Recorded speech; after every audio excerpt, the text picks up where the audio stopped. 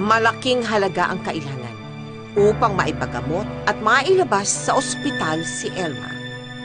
Naghanap si Nato ng ibang mapagkakakitaan. Nangutang sa isang kapitbahay, pero kulang pa rin ang halagang naipon niya. Ayon kay Nato, naisipan din niyang mang-hold up at gumawa ng krimen alang-alang sa kanyang anak. Pero hindi niya ito itinuloy. Isang paraan na lang ang alam niya kung saan maaari siyang kumita ng malaki-laking halaga sa isang lugar na ayaw na sana niyang balikan pa.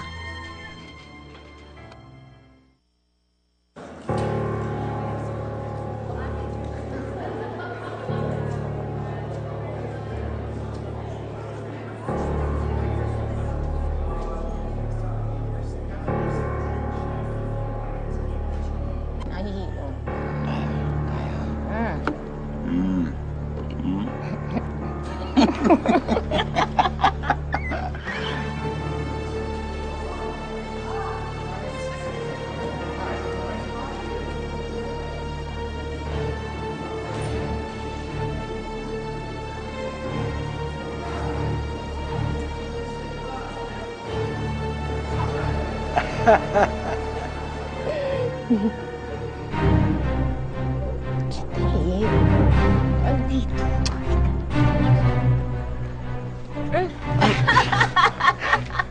Ano ka ba? Dali, saan? Doon tayo.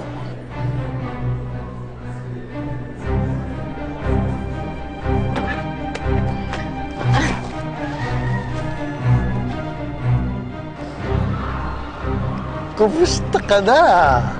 Ha? At tagal na tayong di nagkita. Buti naman, buti naman.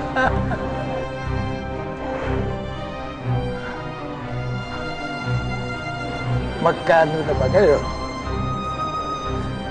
200. Oh, tumaas na pala ngayon. Pero okay lang. Okay lang.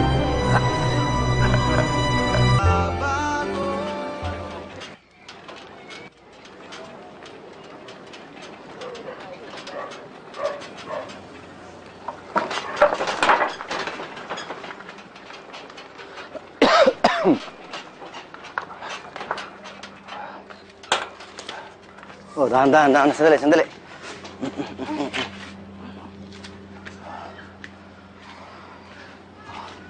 Papahinga muna, ha? Susundin natin lahat ng bilin ng doktor para gumaling agad ang puso mo, okay? Tay, alagaan mo rin po yung puso mo. Dami ko nang naririnig tungkol kay nanay. Tara sa loob. Oh, dahan-dahan ka. Mapupo na muna. Dapat nandito na yung nanay mo, ha? Ano na dapat siya sa atin, ha? Lourdes? Sandali, titignan. Lourdes? Lourdes?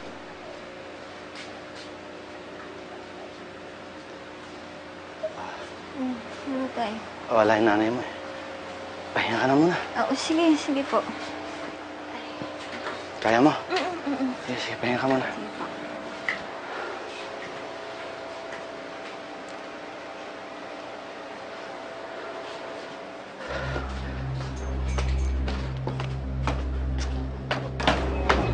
Lourdes? Lourdes?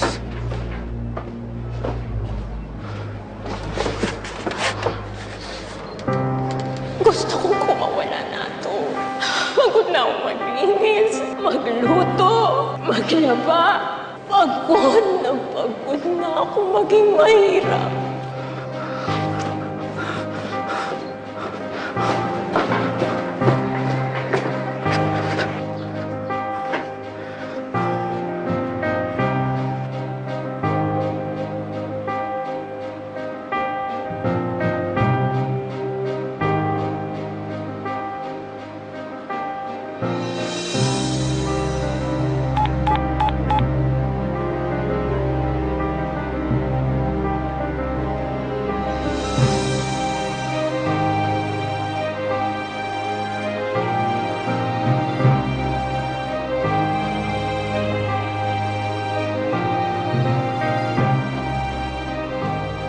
Nalaman ni na Elmer at Elma na bigla na lamang sila iniwan ni Lourdes.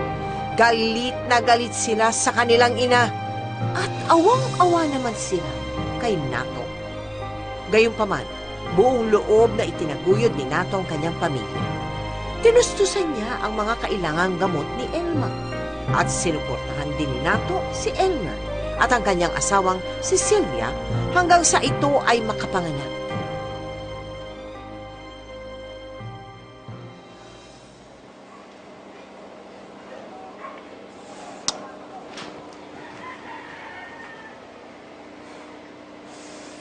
Si Tatay Nato, lolo na.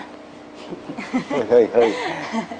Pinakabata, pinakagwapong lolo, ha? At pinakamasipag at mabait pa.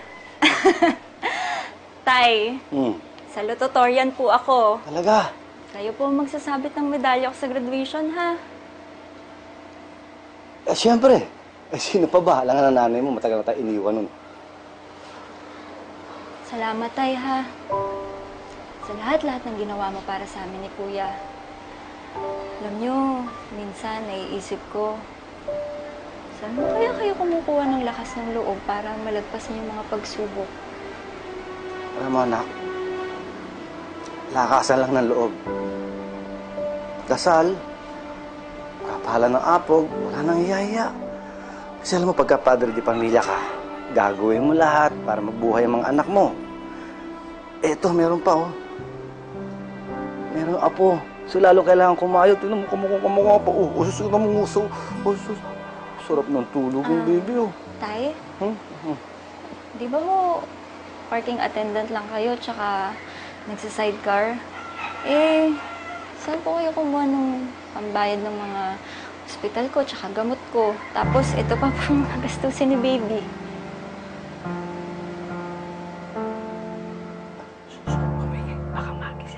Dahil wala na siyang ibang alam na paraan para patuloy na matustusan ang mga gastusin ng kanyang mga anak at minamahal na apo, bumalik sa dating gawain si Nato sa sinihan, kung saan nagsimulang magpabayad para sa kanyang serbisyo. Pwede mo dagdagan. Pambili lang ng gatas. Anak mo? Hindi, ng apo ko. Ay, in fairness sa'yo, ha? Nako, ang bata mo pa para maging lolo. Pero, Lo, pasensya ka na, ha? Kasi, yun ang talagang kaya ko, eh. Tsaka, di ba, ikaw na rin naman ang nagsabi na lolo ka na.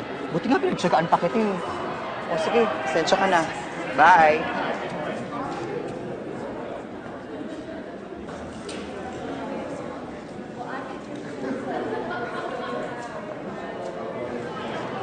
Ano pa service? 200, boss. O sige, pero doon tayo. Gusto ko nakatayo.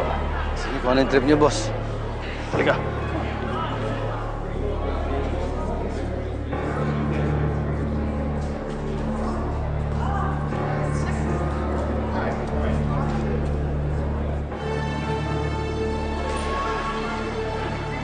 Ito muna bayad. Bilis na. Huli ka! Tayo! Huli! Ha? O sa presinto ka magpaliwanag kayo! Ha? Halika! Halika! Mali kayo! Bili, hawakan mo! Sandali, boss! Bilis! Boss, baka pwede namin pag-usapan to! Sandali!